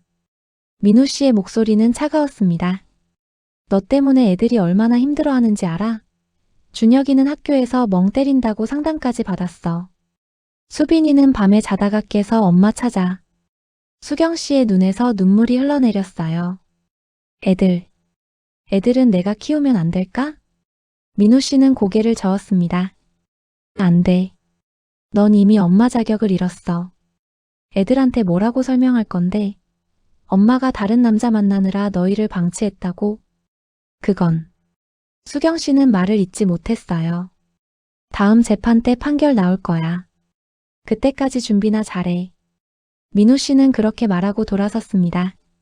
수경 씨는 그 자리에 서서 민우 씨의 뒷모습을 바라봤어요. 저렇게 단호한 사람이었나? 항상 순하고 말 잘 듣던 남편이었는데 이제는 완전히 다른 사람 같았죠. 그날 밤 민우 씨는 아이들을 재우고 혼자 거실에 앉았어요. 법정에서 했던 증언들이 떠올랐습니다. 14년간의 기억들, 아이들과 보낸 시간들, 그리고 수경 씨와의 추억들. 민우 씨는 옛날 사진 한 장을 꺼내봤어요. 결혼식 사진이었죠. 행복해 보이는 두 사람의 모습이 거기 있었습니다. 저 때는 진심이었을 텐데. 민우 씨는 생각했어요. 언제부터 이렇게 된 걸까? 하지만 이제 와서 후회해봤자 소용없었습니다. 이미 돌이킬 수 없는 강을 건넌 거였으니까요. 2차 재판 날이 다가왔어요. 그 사이 민우 씨는 추가 증거를 확보했습니다. 강재혁의 지인을 통해 재혁과 수경 씨가 함께 호텔에 들어가는 모습을 목격했다는 진술서를 받았어요. 그 지인은 재혁의 사업 파트너였는데 재혁의 처신에 실망해서 기꺼이 증언하겠다고 나선 거였죠. 또한 수경 씨가 최근 2년간 재혁에게서 받은 선물 목록도 정리했어요. 고가의 가방, 옷, 액세서리들. 모두 재혁의 카드로 결제된 것들이었습니다. 재판 당일 법정은 긴장감으로 가득했어요. 판사님이 들어오시고 재판이 시작됐습니다. 오늘은 상간자 강재혁 씨에 대한 심리도 함께 진행하겠습니다. 판사님이 말씀하셨어요. 강재혁이 법정에 나타났습니다. 말끔한 정장 차림이었지만 표정은 불편해 보였어요. 수경 씨와 눈이 마주쳤지만 재혁은 시선을 돌렸죠. 민우 씨의 변호사가 재혁을 향해 질문을 시작했어요. 피고 강재혁 씨는 피고 수경 씨와 부적절한 관계를 맺었습니까?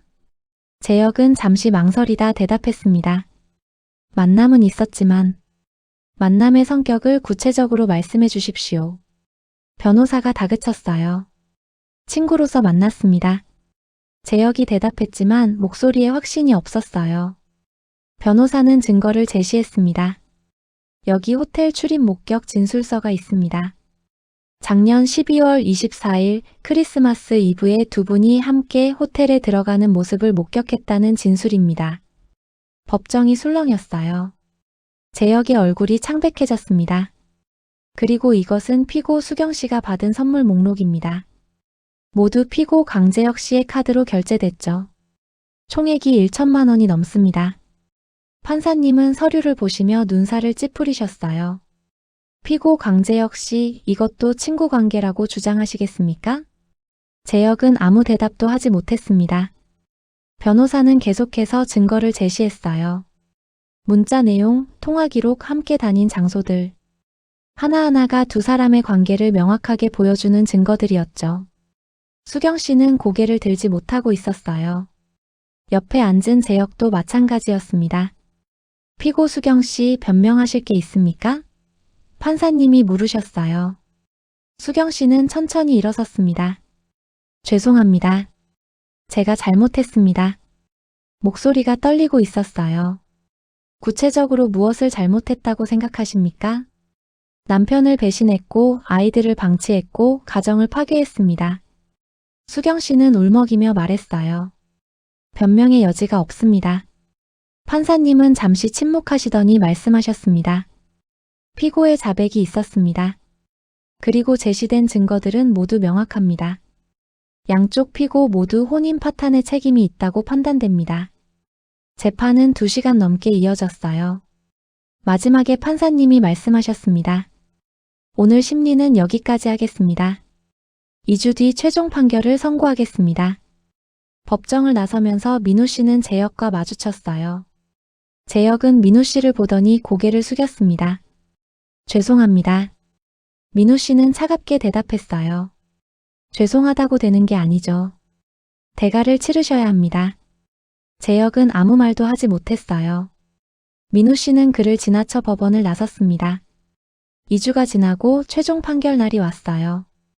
법정에는 양측 변호사, 민우 씨, 수경 씨, 그리고 강재혁이 모두 모였습니다. 긴장된 침묵이 흘렀죠. 판사님이 들어오시고 판결문을 읽기 시작하셨어요. 원고와 피고의 이혼 청구 사건에 대해 다음과 같이 판결합니다. 모두가 숨을 죽이고 들었습니다. 첫째, 원고와 피고의 이혼을 허가한다. 피고의 불륜으로 인해 혼인관계가 회복 불가능하게 파탄에 이르렀다고 판단된다. 수경 씨는 눈을 감았어요. 둘째, 양육권은 원고에게 부여한다. 원고가 14년간 주 양육자로서 아이들을 성실히 돌봐왔으며 피고는 최근 2년간 양육을 방치했다고 판단된다. 수경 씨의 어깨가 떨렸습니다. 셋째, 재산 분할은 원고 65%, 피고 35%로 한다. 원고가 주 소득자였으며 재산 형성에 주로 기여했고 피고는 유책 배우자이므로 비율을 조정한다. 민우 씨는 조용히 듣고 있었어요. 넷째, 피고 수경은 원고에게 위자료 4천만 원을 지급하라. 불륜으로 인한 정신적 고통에 대한 배상이다. 수경 씨는 고개를 떨궜습니다. 다섯째, 피고 강재혁은 원고에게 위자료 4천만 원을 지급하라. 배우자가 있는 사람과 부적절한 관계를 맺어 가정을 파괴한 책임이 있다. 재혁의 얼굴이 창백해졌어요. 여섯째, 양육비는 피고 수경이 매월 50만 원씩 지급하며 면접교섭권은 월 2회 주말 4시간으로 제한한다. 판사님은 판결문을 내려놓으시며 말씀하셨습니다. 이상으로 판결을 마칩니다. 불복 시 2주 이내에 항소할 수 있습니다. 재판이 끝났어요. 민우 씨는 자리에서 일어나 변호사에게 인사했습니다. 감사합니다. 축하드립니다. 원하시던 결과를 얻으셨네요. 변호사가 말했어요. 하지만 민우 씨는 축하받을 기분이 아니었습니다. 승리했지만 동시에 14년간의 결혼 생활이 완전히 끝났다는 의미이기도 했으니까요. 복도에서 수경 씨를 마주쳤어요. 수경 씨는 울고 있었습니다. 애들은 만날 수 있는 거지? 수경 씨가 물었어요. 월 2회 주말 4시간. 판결문에 나왔잖아. 민우 씨가 차갑게 대답했습니다. 민우야, 제발. 애들한테는 잘해줘. 수경 씨가 애원했어요. 그건 당연한 거야. 네가 걱정할 일이 아니고. 민우 씨는 그렇게 말하고 지나갔습니다. 법원을 나서는 민우 씨의 마음은 복잡했어요. 후련하면서도 씁쓸했죠. 이제 정말 새로운 시작이구나. 그날 저녁 민우 씨는 아이들을 불러 앉혔습니다. 준혁아, 수빈아. 아빠가 할 말이 있어. 아이들은 불안한 표정으로 민우 씨를 바라봤어요. 엄마 아빠가 이제 따로 살기로 했어. 너희는 아빠랑 계속 살 거야. 준혁이가 왜요? 라고 물었습니다. 민우 씨는 잠시 망설이다 대답했어요. 엄마 아빠가 더 이상 함께 살 수 없게 됐어. 하지만 너희를 사랑하는 마음은 변하지 않아. 엄마도 아빠도 너희를 사랑해. 수빈이가 울음을 터뜨렸습니다. 준혁이는 입술을 깨물며 참고 있었어요. 민우 씨는 두 아이를 안아줬습니다. 괜찮아. 아빠가 있잖아. 우리 잘 살 수 있어. 그날 밤은 길었습니다. 아이들의 울음소리, 민우 씨의 위로, 그리고 깊은 침묵. 가족이라는 울타리가 무너진 밤이었어요. 판결 후 일주일이 지났어요. 수경 씨는 집을 나가야 했습니다. 짐을 싸며 14년간 살았던 집을 돌아봤어요. 아이들의 사진이 걸린 벽, 가족이 함께 앉았던 소파, 추억이 담긴 물건들. 모든 게 아프게 다가왔죠. 아이들은 학교에 간 시간이었고 민우 씨는 회사에 있었어요. 수경 씨는 혼자 짐을 싸며 눈물을 흘렸습니다. 내가 왜 이랬을까? 후회가 밀려왔어요. 재혁과의 달콤한 만남이 이렇게 큰 대가를 치르게 될 줄은 몰랐죠. 고시원으로 이사했습니다. 작은 방 하나, 공용 화장실과 부엌. 14년 전 결혼하기 전에 살았던 곳보다도 열악했어요. 하지만 지금의 수경 씨가 감당할 수 있는 최선이었죠. 위자료 4천만 원, 재산 분할로 받은 돈의 대부분이 변호사 비용으로 나갔어요. 남은 돈으로는 당장 보증금도 내기 어려웠죠. 일자리를 찾기 시작했습니다. 하지만 14년간 경력 단절 상태였던 수경 씨를 받아주는 곳은 많지 않았어요. 겨우 편의점 아르바이트 자리를 구했죠. 한편 강재혁도 대가를 치르고 있었어요. 위자료 4천만 원은 그에게도 적지 않은 금액이었지만 더 큰 타격은 평판이었습니다. 재판 과정에서 그의 불륜 사실이 업계에 알려졌고 거래처들이 하나둘 발을 빼기 시작했어요. 강 대표님, 저희 회사는 가족 가치를 중요시합니다. 앞으로 거래는 어려울 것 같습니다. 주요 거래처에서 통보가 왔어요. 사업이 흔들리기 시작했습니다. 재혁은 수경 씨에게 연락조차 하지 않았어요. 오히려 수경 씨 때문에 자신의 인생이 망가졌다고 생각하고 있었죠. 어느 날 저녁 수경 씨는 편의점 카운터에 서서 일하고 있었어요. 문이 열리고 손님이 들어왔는데 대학 동창이었습니다. 수경아, 여기서 뭐 해? 동창은 놀란 표정이었어요. 아르바이트. 수경 씨는 부끄러워 고개를 숙였습니다. 너 민우 씨랑 이혼했다며? 소문 들었어. 재혁이랑 바람났다던데 진짜야? 수경 씨는 아무 대답도 할 수 없었어요. 동창은 쯧쯧 혀를 차며 물건을 사고 나갔습니다. 그날 밤 수경 씨는 고시원 방에 혼자 앉아 울었어요. 모든 게 자신이 선택한 일이었지만 이렇게 비참할 줄은 몰랐습니다. 부모님께도 연락이 왔었어요. 이혼 사실을 알게 된 부모님은 크게 실망하셨죠. 어떻게 그럴 수가 있니? 민우는 얼마나 착한 사람인데? 어머니는 울며 소리쳤어요. 네가 그런 짓을 하다니. 엄마 미안해. 수경 씨는 사죄할 수밖에 없었습니다. 당분간 얼굴 보기 싫어. 네가 한 일 생각하면 화가 나.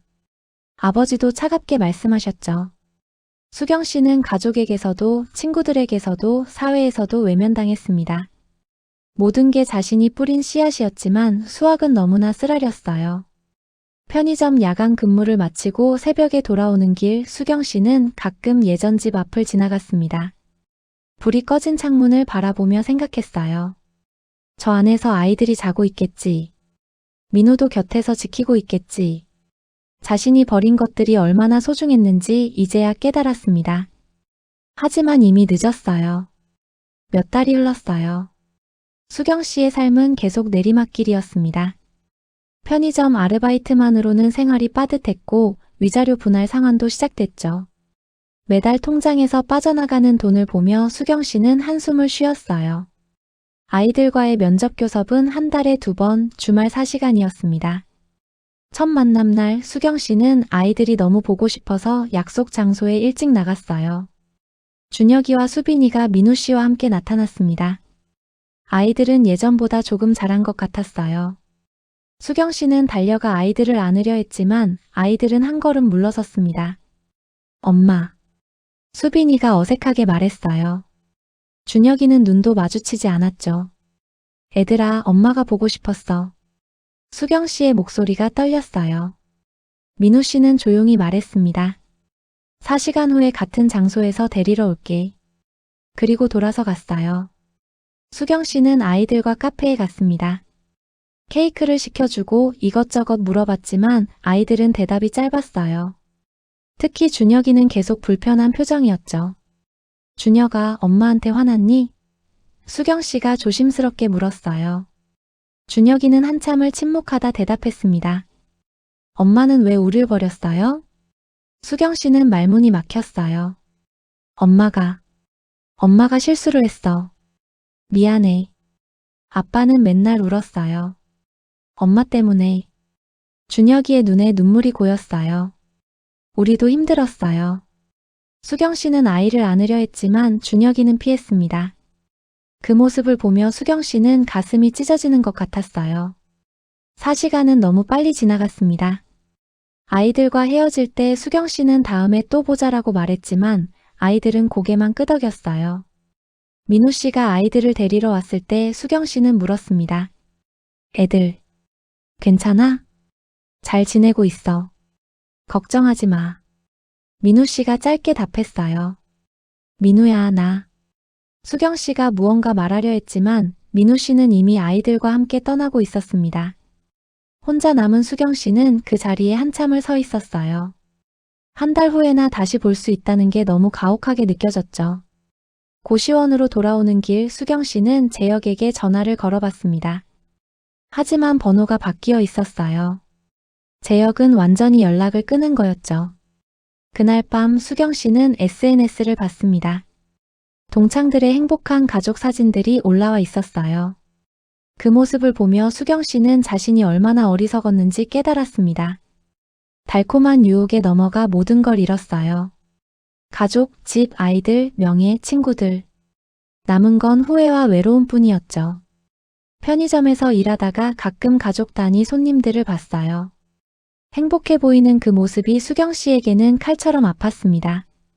나도 저랬었는데. 그런 생각이 들 때마다 눈물이 났죠. 몇 달 후 수경 씨는 작은 식당에 취직했어요. 편의점보다는 조금 나은 급여였지만 여전히 빠듯했습니다. 위자료 상환, 월세, 생활비. 저축은 꿈도 꿀 수 없었어요. 어느 날 부모님께 전화가 왔습니다. 수경아, 민우가 애들 잘 키운다더라. 네가 그랬어도 애들만큼은 잘 됐네. 부모님조차 민우 씨 편이었어요.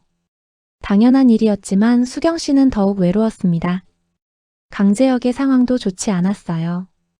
위자료 4천만 원을 지불한 것도 고통스러웠지만 더 큰 문제는 사업이었습니다.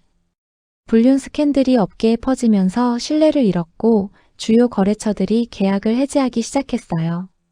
강 대표, 이번 건은 다른 업체로 변경하기로 했습니다. 10년 넘게 거래하던 업체에서 통보가 왔어요. 특별한 이유가 있습니까? 재혁이 물었지만 상대방은 애둘러 말했죠. 회사 방침상 그렇게 됐습니다. 하지만 재혁은 알고 있었어요. 자신의 평판 때문이라는 걸요. 매출이 반토막 났습니다. 직원들 월급을 주기도 빠듯해졌고 사무실 월세도 밀리기 시작했어요. 결국 사무실을 축소하고 직원들도 줄여야 했죠. 재혁의 부모님도 사실을 알게 됐습니다. 어머니는 전화로 울며 말했어요. 재혁아, 네가 어떻게 그럴 수가 있니? 남의 가정을 파괴하다니. 엄마, 그게. 재혁은 변명할 말이 없었어요. 이제 얼굴도 보기 싫다. 당분간 연락하지 마. 아버지는 차갑게 전화를 끊었습니다. 가족에게서도 사업 동료들에게서도 친구들에게서도 외면당했어요. 재혁은 혼자가 됐습니다. 어느 날 재혁은 수경 씨를 우연히 마주쳤어요. 길거리에서였죠. 수경 씨는 식당 유니폼을 입고 있었고 재혁은 초라한 차림이었습니다. 두 사람은 서로를 바라봤지만 아무 말도 하지 못했어요. 그저 어색하게 고개만 끄덕이고 지나쳤죠. 재혁은 걸으며 생각했습니다. 수경 때문에 내 인생이 망가졌어. 하지만 동시에 알고 있었어요. 자신의 선택이었다는 걸요. 배우자가 있는 사람과 관계를 맺은 건 자신의 결정이었죠. 몇 달 후 재혁의 회사는 결국 문을 닫았습니다. 빚만 남았어요. 재혁은 작은 무역회사에 취직해서 직원으로 일하기 시작했죠. 한때 사장이었던 사람이 이제는 누군가의 부하가 된 거예요. 동료들 사이에서도 재혁의 과거가 소문으로 퍼졌습니다. 저 사람 전에 불륜 스캔들로 회사 망한 사람이래. 사람들의 수군거림이 들렸어요. 재혁은 고개를 숙이고 일할 뿐이었습니다. 후회해봤자 소용없었으니까요. 어느 날 재혁은 민우 씨의 SNS를 우연히 보게 됐어요. 아이들과 함께 놀이공원에 간 사진이 올라와 있었습니다. 민우 씨와 아이들은 행복해 보였어요. 재혁은 씁쓸하게 웃었습니다. 내가 뺏으려 했던 게 저거였구나. 하지만 결국 아무것도 얻지 못했죠. 오히려 자신이 가진 것까지 모두 잃었어요. 밤늦게 혼자 술을 마시며 재혁은 생각했습니다. 그냥 혼자 살걸. 남의 가정에 끼어들지 말걸. 하지만 이미 늦었어요. 위자료 분할 상환은 계속됐고 재혁의 통장은 늘 빈약했습니다. 한때 고급 레스토랑에서 와인을 마시던 사람이 이제는 편의점 도시락으로 끼니를 때우고 있었죠. 친구들과도 연락이 끊겼어요. 모두들 재혁을 멀리했습니다. SNS도 지웠고 사람들과의 관계도 정리했어요. 그냥 조용히 혼자 살아가기로 했죠. 어느 주말 재혁은 공원을 걷다가 행복한 가족들을 봤습니다. 그 모습을 보며 재혁은 고개를 돌렸어요. 볼 수가 없었습니다. 자신이 파괴했던 것들이 너무나 소중했다는 걸 이제야 깨달았으니까요. 한편 민우 씨와 아이들은 새로운 일상을 만들어가고 있었어요. 처음에는 힘들었습니다. 아이들은 엄마가 없는 생활에 적응하지 못했고 밤마다 울기도 했죠. 특히 수빈이는 엄마는 언제 와? 라고 자주 물었어요. 민우 씨는 그때마다 조심스럽게 대답했습니다. 엄마는 따로 사시는데 한 달에 2번 만날 수 있어. 하지만 시간이 지나면서 아이들도 점차 적응하기 시작했어요. 민우 씨는 더욱 성실하게 아이들을 돌봤습니다. 아침마다 도시락을 싸주고 저녁에는 함께 숙제를 봤어요. 주말에는 아이들과 특별한 시간을 보냈습니다. 놀이공원도 가고 영화도 보고 맛있는 걸 먹으러 다녔죠. 처음에는 의무감으로 시작했지만 점점 진심으로 즐기게 됐어요. 아빠, 오늘 재밌었어. 수빈이가 웃으며 말했습니다. 민우 씨는 딸의 머리를 쓰다듬으며 아빠도 재밌었어라고 답했어요. 준혁이도 조금씩 밝아졌습니다. 처음에는 말수가 적고 우울해 보였는데 시간이 지나면서 학교 생활도 잘하고 친구들과도 잘 지내기 시작했죠. 어느 날 학교 선생님이 전화를 주셨어요. 준혁이가 많이 좋아졌어요. 요즘 수업 태도도 좋고 친구들과도 잘 어울려요. 민우 씨는 안도의 한숨을 쉬었습니다. 아이들이 회복되고 있다는 게 가장 중요했으니까요. 회사 업무도 충실히 했어요. 아이들 때문에 야근은 줄였지만 업무 시간에는 집중해서 일했죠. 상사도 민우 씨의 상황을 이해하고 배려해 줬어요. 민우 씨 힘들 텐데 잘 버티고 계시네요. 아이들 때문에 일찍 퇴근하셔도 됩니다. 상사의 배려가 고마웠어요. 저녁에는 아이들과 함께 저녁을 먹으며 대화를 나눴습니다. 오늘 학교에서 뭐 했어? 친구들이랑 놀았어요. 평범한 대화였지만 민우 씨에게는 소중한 시간이었어요. 가끔 수경 씨와의 면접 교섭 날이 왔을 때 민우 씨는 아이들을 데려다 줬습니다. 수경 씨를 직접 마주치는 건 여전히 불편했지만 아이들을 위해 참았어요. 애들 잘 부탁해. 민우 씨가 짧게 말했고 수경 씨는 고마워라고 답했습니다. 아이들이 수경 씨와 시간을 보내는 동안 민우 씨는 혼자만의 시간을 가졌어요. 카페에 앉아 책을 읽거나 산책을 하거나 친구들을 만났죠. 민우야, 많이 힘들었지? 친구가 물었습니다. 응, 힘들었어. 근데 이제는 괜찮아. 애들도 점점 안정되고 있고. 민우 씨는 담담하게 답했어요. 새로 만날 생각은 없어? 친구가 조심스럽게 물었지만 민우 씨는 고개를 저었습니다. 아직은 아니야. 지금은 애들한테 집중하고 싶어. 실제로 민우 씨는 연애에 대한 생각이 없었어요. 한 번의 배신으로 마음에 깊은 상처가 남았고 무엇보다 아이들이 최우선이었으니까요. 어느 일요일 오후 민우 씨는 아이들과 함께 집에서 영화를 봤습니다. 소파에 나란히 앉아 팝콘을 먹으며 웃는 아이들을 보며 민우 씨는 생각했어요. 이것만으로도 충분해. 우리 잘 살 수 있어. 밤에 아이들을 재우고 민우 씨는 혼자 거실에 앉았습니다. 창밖의 야경을 바라보며 지난 시간들을 떠올렸어요. 힘들었지만 이겨냈습니다. 그리고 이제는 새로운 삶을 살고 있었죠. 완벽하지는 않았지만 평화로웠어요. 1년이 흘렀어요. 민우 씨와 아이들의 삶은 안정을 찾아가고 있었습니다. 준혁이는 중학교 2학년이 됐고 수빈이는 초등학교 6학년이 됐어요. 두 아이 모두 밝게 자라고 있었죠. 민우 씨는 회사에서 승진했습니다. 과장에서 차장이 된 거예요. 상사는 민우 씨의 성실함과 책임감을 인정합니다 라고 말했죠. 집도 조금 더 넓은 곳으로 이사했어요.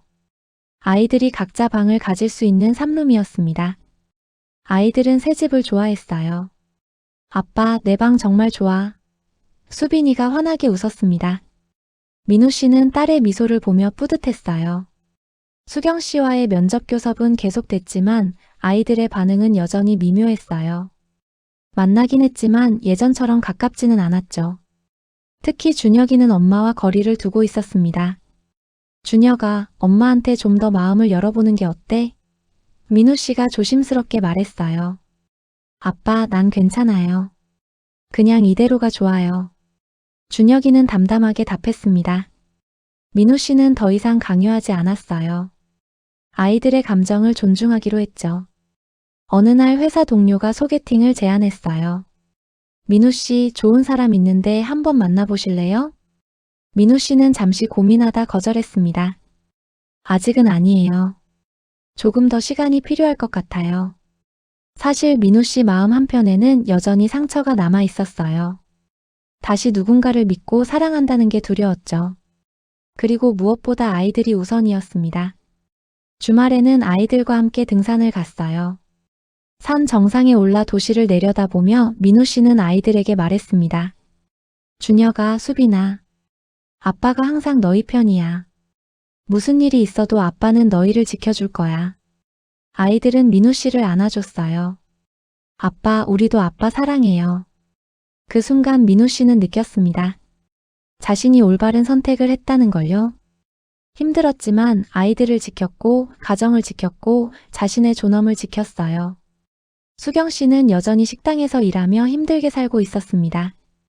가끔 아이들을 만날 때마다 미안함과 후회가 밀려왔지만 이미 돌이킬 수는 없었죠. 강재혁도 조용히 살고 있었어요. 작은 회사의 직원으로 일하며 과거의 실수를 되새기고 있었습니다. 그들이 치른 대가는 컸어요. 가정, 명예, 신뢰, 모든 걸 잃었죠.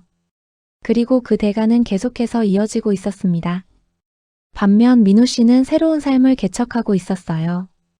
완벽하지는 않았지만 아이들과 함께 행복을 만들어가고 있었습니다. 어느 저녁 아이들이 잠든 후 민우 씨는 혼자 베란다에 나가 밤하늘을 바라봤어요. 별이 빛나고 있었습니다. 이제 정말 끝났구나. 새로운 시작이야. 민우 씨는 조용히 중얼거렸어요. 그리고 깊게 숨을 들이마셨습니다. 미래는 알 수 없었지만 민우 씨는 자신이 잘 해낼 거라고 믿었어요. 아이들과 함께라면 어떤 어려움도 이겨낼 수 있을 것 같았죠. 새로운 아침이 밝아오고 있었습니다. 시간은 계속 흘러갔어요. 민우 씨가 이혼 소송을 시작한 지 2년이 지났습니다. 그 사이 많은 것이 변했죠. 민우 씨는 더욱 성숙해졌고 아이들은 건강하게 자라고 있었어요. 어느 가을 저녁 민우 씨는 서재에 앉아 오래된 노트를 꺼냈습니다. 수경 씨의 불륜을 처음 의심했을 때부터 쓰기 시작한 그 노트였죠. 2달여간의 기록이 빼곡하게 적혀 있었어요. 민우 씨는 페이지를 천천히 넘기며 읽어 내려갔습니다. 5월 23일 수경 저녁 외출 향수 냄새 확인. 6월 2일 카드 내역 정리 시작. 7월 10일 변호사 상담. 하나하나가 생생했어요. 그 시간 동안 얼마나 괴로웠는지, 얼마나 분노했는지, 하지만 얼마나 냉정함을 유지하려 노력했는지. 민우 씨는 노트를 덮었습니다. 그리고 그 노트를 서랍 깊숙이 넣어뒀어요. 이제는 더 이상 꺼내볼 일이 없을 거예요. 과거는 과거일 뿐이니까요. 거실로 나가니 아이들이 소파에 앉아 텔레비전을 보고 있었습니다. 준혁이는 숙제를 하고 있었고 수빈이는 그림을 그리고 있었어요. 평범한 일상이었죠. 애들아, 저녁 먹을까? 민우 씨가 말했습니다. 네. 아이들이 대답했어요. 식탁에 둘러앉아 저녁을 먹으며 민우 씨는 문득 생각했습니다. 자신이 그때 선택을 달리했더라면 어땠을까요? 수경 씨의 불륜을 눈 감아줬더라면? 감정적으로 폭발했더라면? 아마 지금 이 평화는 없었을 거예요. 아이들도 자신도 모두가 더 큰 상처를 입었을 겁니다. 민우 씨가 한 건 단 하나였어요. 기록이었죠. 모든 걸 차분하게 기록하고 증거를 모으고 법적으로 준비한 것. 화려한 반전도 없었고 숨겨진 재산도 없었고 특별한 지위도 없었어요. 그저 성실함과 준비의 힘이었습니다. 그리고 그 힘은 14년간 쌓아온 것이었죠. 매일 아이들을 돌보고 가정을 지키고 책임을 다했던 그 시간들이 결국 증거가 됐어요. 아빠, 무슨 생각해요? 수빈이가 물었습니다. 응, 아무것도 아니야. 그냥 우리가 함께 있어서 행복하다고 생각했어. 민우 씨가 웃으며 답했어요. 식사를 마치고 설거지를 하는데 준혁이가 다가왔습니다. 아빠, 고마워요. 왜? 그냥. 우리 잘 키워줘서요. 민우 씨는 아들의 어깨를 안아줬습니다. 당연한 거야. 아빠니까. 그날 밤 아이들을 재우고 민우 씨는 혼자 거실에 앉았어요. 창밖으로 가을밤 공기가 차갑게 들어왔습니다. 민우 씨는 지난 시간들을 떠올렸어요. 배신의 아픔, 준비의 고독, 재판의 긴장, 그리고 승리 후의 공허함. 모든 감정들이 스쳐 지나갔죠. 하지만 지금은 평온했습니다. 상처는 아물고 있었고 새로운 일상이 자리 잡고 있었어요. 민우 씨는 조용히 중얼거렸습니다. 기록은 거짓말을 하지 않아. 진실은 언젠가 드러나. 그리고 성실함은 결코 배신하지 않아. 그 말은 자신에게 하는 위로이자 앞으로 살아갈 다짐이기도 했어요. 창밖으로 달이 떠올랐습니다. 고요한 밤이었죠. 민우 씨는 창문을 닫고 불을 끄고 방으로 들어갔어요. 내일도 일상은 계속될 겁니다. 출근하고 퇴근하고 아이들과 시간을 보내고 저녁을 먹고 잠들고 평범하지만 소중한 일상이요. 그리고 그 일상이 바로 민우 씨가 지켜낸 것이었습니다.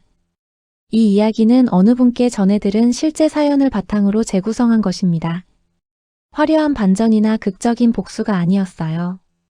그저 한 사람의 성실함과 철저한 준비가 만들어낸 조용한 정의였죠.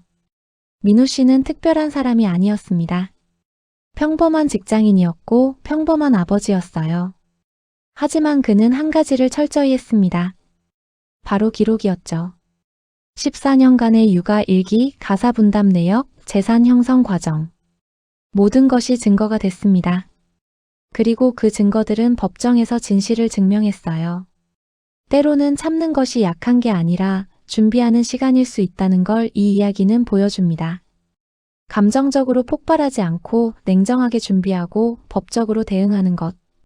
그것이 자신과 아이들을 지키는 가장 확실한 방법이었던 거죠. 여러분도 혹시 어려운 상황에 처해 계신다면 기억하세요. 기록은 거짓말을 하지 않고 진실은 언젠가 드러나며 성실함은 결코 배신하지 않는다는 것을요.